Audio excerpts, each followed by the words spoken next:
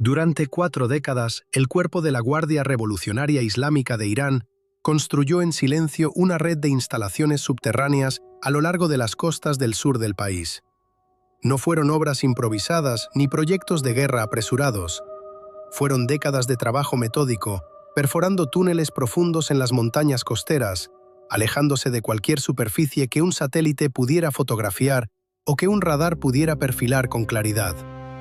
Miles de millones de dólares invertidos en roca sólida, a profundidades que hacen que la planificación de ataques convencionales sea casi un ejercicio en la incertidumbre.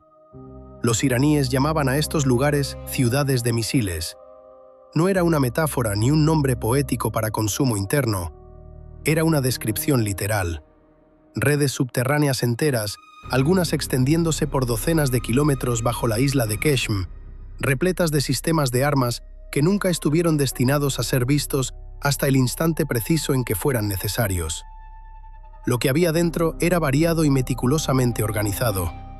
Misiles antibuque de crucero almacenados en cavidades endurecidas bajo tierra, sistemas de largo alcance con capacidad para alcanzar objetivos a más de 1000 kilómetros de distancia.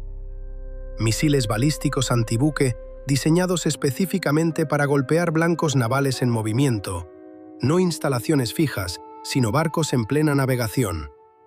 Y en las aguas confinadas del estrecho de Hormuz, sistemas de corto alcance orientados al enfrentamiento con petroleros y embarcaciones comerciales. Pero el activo más importante no era ningún misil. Ocultos detrás de las puertas más gruesas, en los niveles más protegidos de las instalaciones excavadas en las montañas cercanas a Bandar Abbas, había cientos de embarcaciones de ataque rápido que la Guardia Revolucionaria llamaba avispas rojas. De forma individual, estas lanchas no representaban una amenaza extraordinaria, pero en formación coordinada, en enjambre, en aguas poco profundas y estrechas, se convertían en un problema de una naturaleza completamente distinta. El estrecho de Hormuz no es mar abierto, es angosto. En varios puntos, sus fondos son poco profundos. Esa geografía favorece a las embarcaciones pequeñas, rápidas y de bajo perfil, por encima de los grandes buques de guerra. Eso siempre fue parte del cálculo iraní. Hacia la segunda semana de mayo de 2026, más del 60% de toda la flota de lanchas de ataque rápido de Irán seguía oculta dentro de esas instalaciones costeras subterráneas. Las embarcaciones no se habían movido. Los misiles no habían sido probados en condiciones reales de combate. Las posiciones de lanzamiento habían permanecido completamente en silencio durante cada fase anterior del conflicto. 40 años de disciplina en el ocultamiento. Ni una firma de radar, ni un lanzamiento detectable, ni una coordenada confirmada que los planificadores de ataques pudieran incluir con confianza en una lista de objetivos. Ese era exactamente el propósito. No se puede destruir lo que no se puede encontrar. Y no se puede encontrar lo que nunca se muestra. Pero ahí es donde la historia comienza a girar. En la noche del 7 de mayo de 2026, 3 destructores estadounidenses navegaron hacia el estrecho de Hormuz. El USS Mason, el USS Truxtun y el USS Rafael Peralta. Los 3 eran destructores de misiles guiados de la clase Arleigh Burke, entre los buques de superficie más capaces que operan en cualquier lugar del planeta. Cada uno llevaba a bordo un sistema de combate Aegis capaz de rastrear simultáneamente cientos de blancos aéreos, clasificar amenazas en tiempo real y coordinar soluciones de intercepción durante múltiples enfrentamientos al mismo tiempo. Cada uno estaba equipado con misiles interceptores de mediano y largo alcance. Cada uno contaba con sistemas de defensa de punto como última capa de protección. No eran barcos vulnerables, pero estaban posicionados para parecer vulnerables.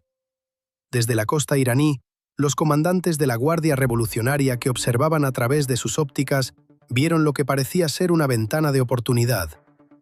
3 destructores estadounidenses dentro de la zona que la doctrina iraní había identificado durante años como el área de enfrentamiento ideal. Cerca de la costa, al alcance de las baterías de misiles costeros que habían mantenido silencio total durante meses, y dentro del radio de acción de los enjambres de lanchas de ataque rápido para los que la doctrina de las avispas rojas había sido específicamente concebida. El panorama político también parecía favorecer la acción. Arabia Saudita había restringido temporalmente el uso de sus bases aéreas por parte de las fuerzas estadounidenses, a raíz de una disputa vinculada a la Operación Libertad, el esfuerzo naval diseñado para escoltar embarcaciones comerciales a través de aguas que Irán había minado y bloqueado desde finales de febrero. Desde Teherán, la coalición estadounidense parecía fracturada. Los socios del Golfo lucían inciertos. 3 destructores expuestos, una alianza dividida, un momento que quizás no volvería a presentarse. La Guardia Revolucionaria tomó su decisión.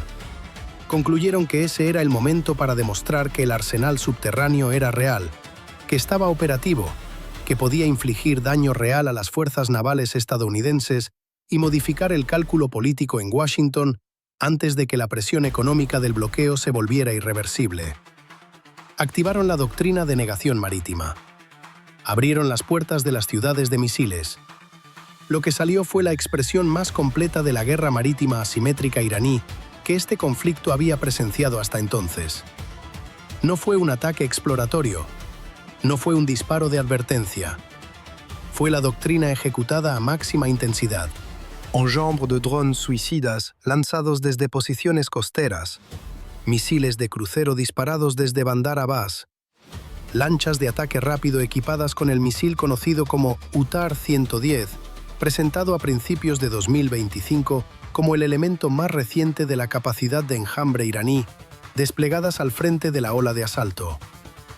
Misiles balísticos lanzados desde posiciones en el interior del territorio, y las avispas rojas, finalmente emergiendo de sus puertos subterráneos a través de puertas selladas que no se habían abierto para uso operacional en años, moviéndose hacia las aguas abiertas del estrecho en formación de enjambre coordinado. Todo lo que la doctrina ordenaba. Cada elemento activado de forma simultánea. El manual completo, ejecutado de una sola vez. Conviene detenerse aquí un momento, porque lo que ocurrió a continuación es la parte que la mayoría de los análisis interpretan mal. La historia no se trata únicamente de lo que Irán lanzó. La historia se trata de lo que reveló al lanzarlo.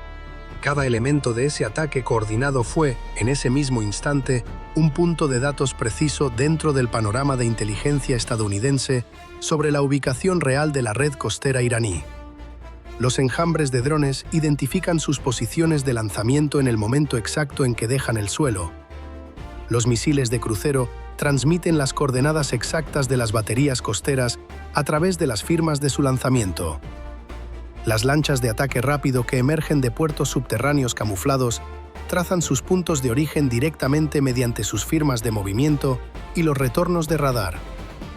Los misiles balísticos difunden sus coordenadas de lanzamiento a través de cada sistema de rastreo integrado en la arquitectura de inteligencia, vigilancia y reconocimiento que había sido posicionada alrededor de la costa iraní precisamente para este momento.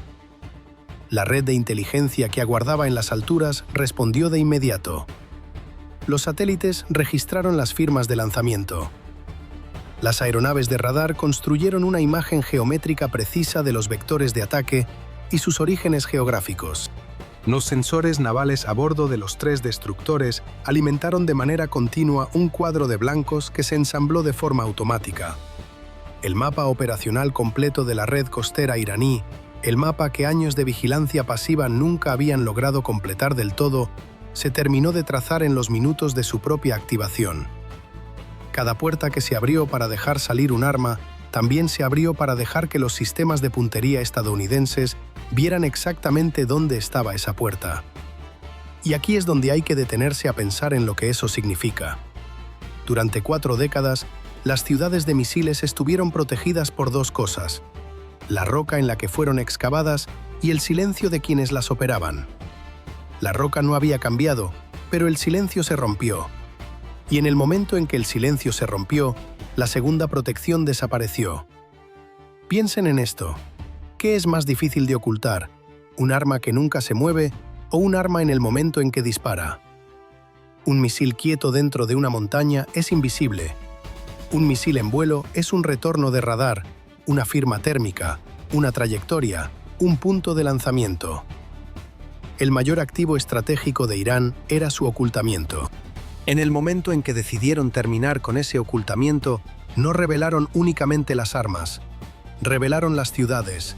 Los sistemas de combate a bordo de los 3 destructores comenzaron su trabajo.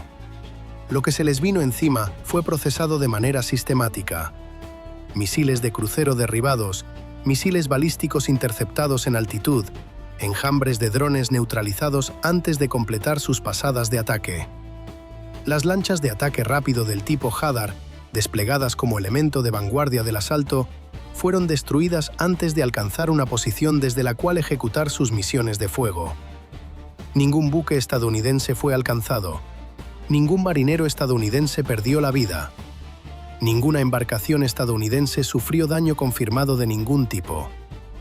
El aparato de propaganda del Estado iraní contó de inmediato una historia completamente distinta. La televisión estatal informó que al menos 3 buques de guerra estadounidenses habían sido impactados, que los destructores habían huido del enfrentamiento bajo fuego sostenido, que las avispas rojas y los drones habían demostrado su poder. La gente se congregó en la Plaza de la Revolución para celebrar, una celebración genuina construida enteramente sobre hechos que no ocurrieron. La censura de Internet en tiempo de guerra había reducido el acceso público a aproximadamente 1% del tráfico normal.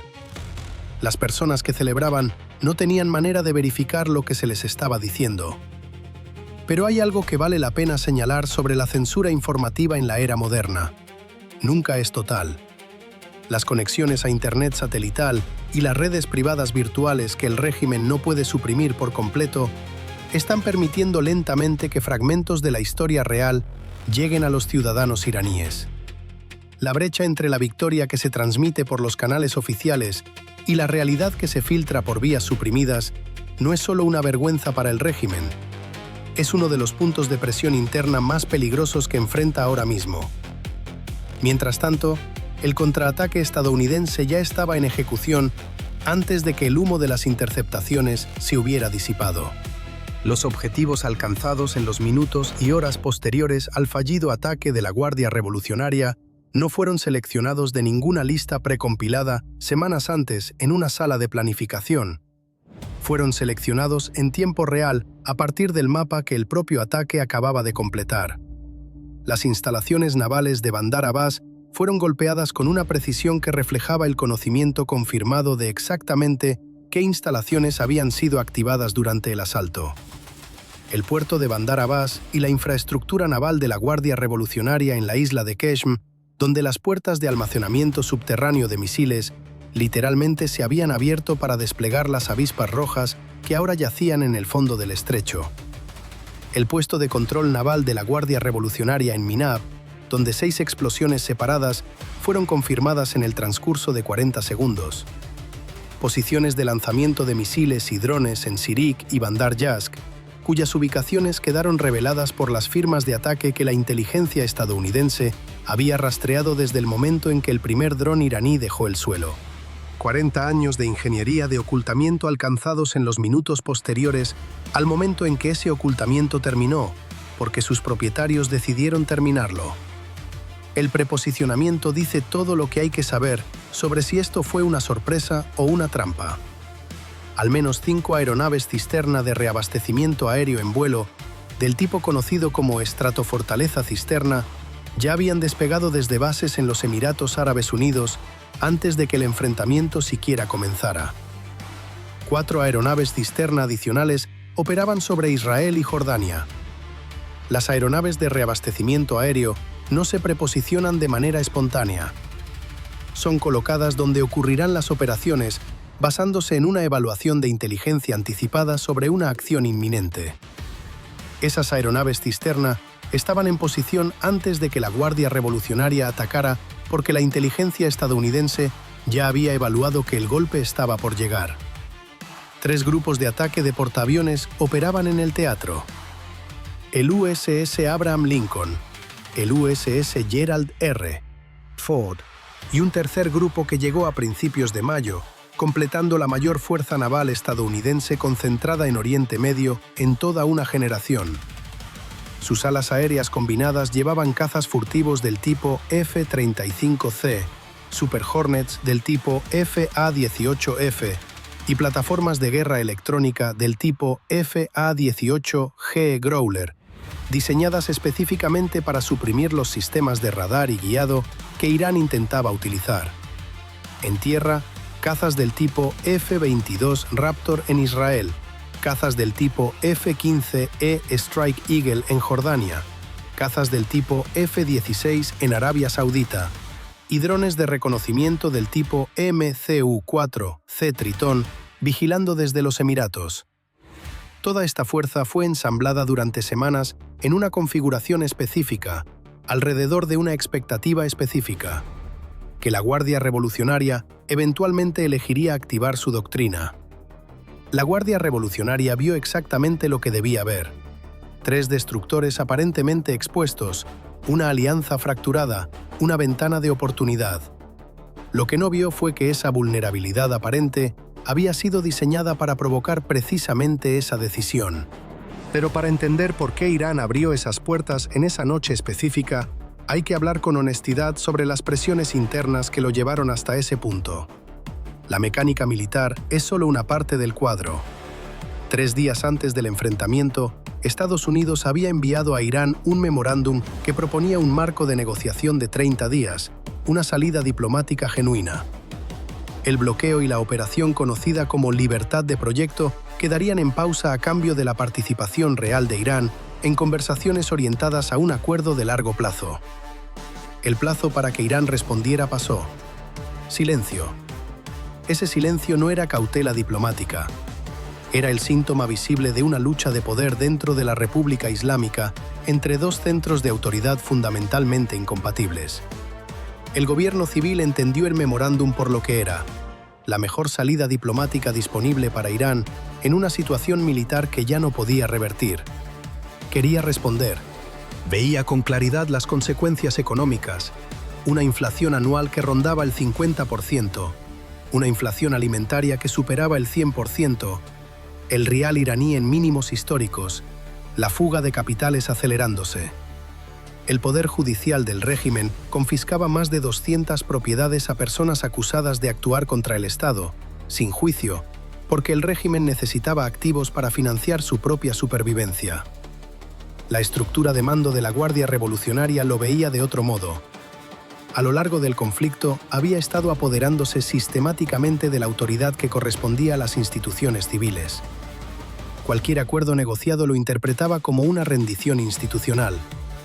Calculó que un golpe exitoso contra activos navales estadounidenses podía cambiar el panorama diplomático antes de que el estrangulamiento económico se volviera irreversible. Creía que las ciudades de misiles le daban la capacidad de asestarlo. La Guardia Revolucionaria anuló el instinto civil de responder por la vía diplomática. Eligió demostrar su poder por la vía militar. El cálculo falló en todas sus dimensiones al mismo tiempo. 0 bajas estadounidenses. Los estados del Golfo se alinearon aún más con Washington en lugar de presionar por una desescalada. Y la infraestructura que había sido el fundamento militar del poder de negociación iraní en el estrecho quedó expuesta y destruida en los minutos que duró el ataque fallido. Irán conserva algunas cartas.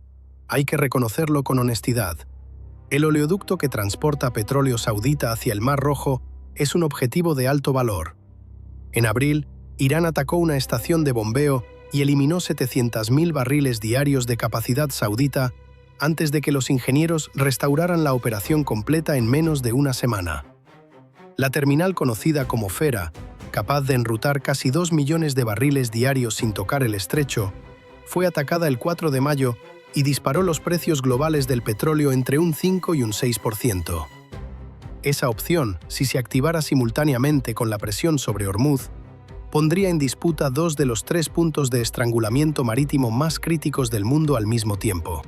Los cables submarinos que transportan 97% del tráfico de Internet del Golfo representan una infraestructura que Irán ha cartografiado y descrito públicamente como vulnerable. En teoría, todas esas cartas jugadas al mismo tiempo representarían una perturbación global seria. En la práctica, cada una conlleva un costo más pesado que el poder de negociación que ofrece. Atacar directamente la infraestructura saudita arrastraría a Arabia Saudita a una confrontación militar abierta con Irán. Activar a los hutíes a máxima escalada eliminaría cada restricción restante sobre la respuesta estadounidense. Atacar los cables submarinos borraría cualquier limitación internacional sobre esa respuesta. Y Estados Unidos está posicionado para disuadir todo eso. 3 grupos de ataque de portaaviones, activos de protección submarina en servicio activo sobre la infraestructura de cables y las defensas aéreas de los estados del Golfo en máxima alerta.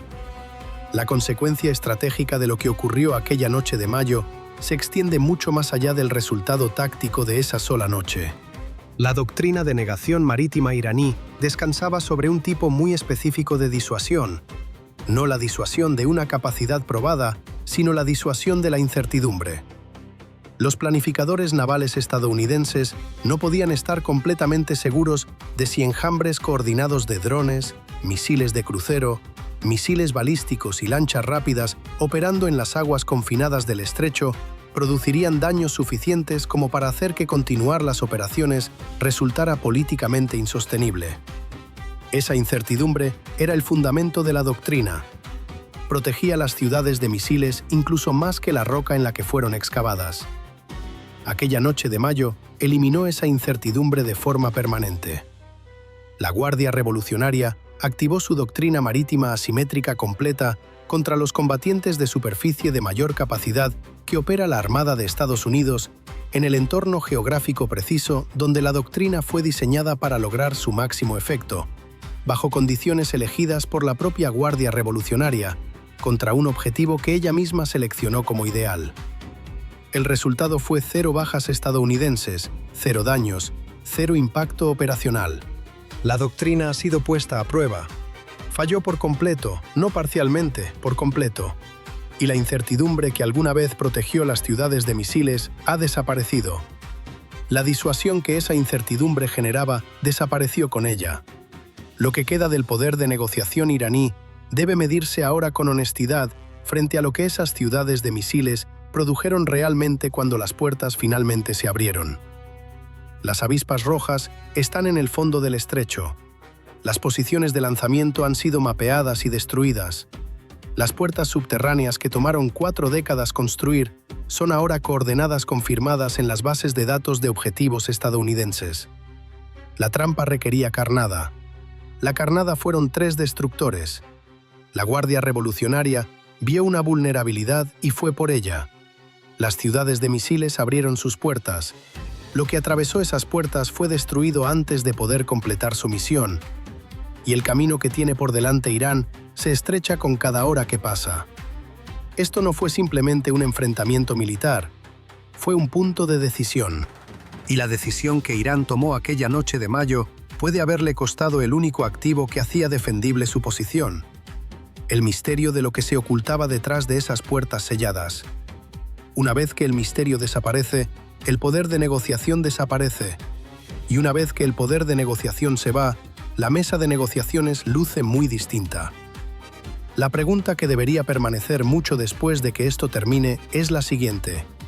Cuando el secreto más protegido de un país se convierte en su mayor responsabilidad, no porque un enemigo lo haya descubierto, sino porque el propio país eligió revelarlo, ¿qué nos dice eso sobre la naturaleza del poder, la estrategia y la desesperación?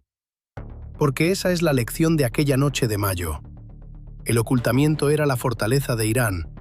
La paciencia era su escudo. En el momento en que Irán decidió que mostrarle al mundo lo que poseía era más importante que mantenerlo en secreto, perdió las 2 cosas a la vez. Y Estados Unidos no necesitó derribar ninguna puerta. Solo tuvo que esperar a que Irán las abriera por sí mismo. Esa es quizás la ironía más profunda de todo lo ocurrido. La potencia que durante años construyó su posición sobre la ambigüedad, sobre la incertidumbre calculada, sobre la pregunta sin respuesta de qué había exactamente detrás de esas instalaciones selladas, terminó siendo la que disipó esa niebla con sus propias manos. No fue la inteligencia estadounidense la que expuso el programa. No fueron los satélites ni los agentes infiltrados, ni los ataques quirúrgicos. Fue la propia decisión iraní de actuar, de demostrar capacidad, de enviar una señal al mundo, la que entregó la información que ningún servicio de espionaje había logrado confirmar con certeza. El poder de disuasión no reside en lo que un país tiene, reside en lo que los demás creen que podría tener.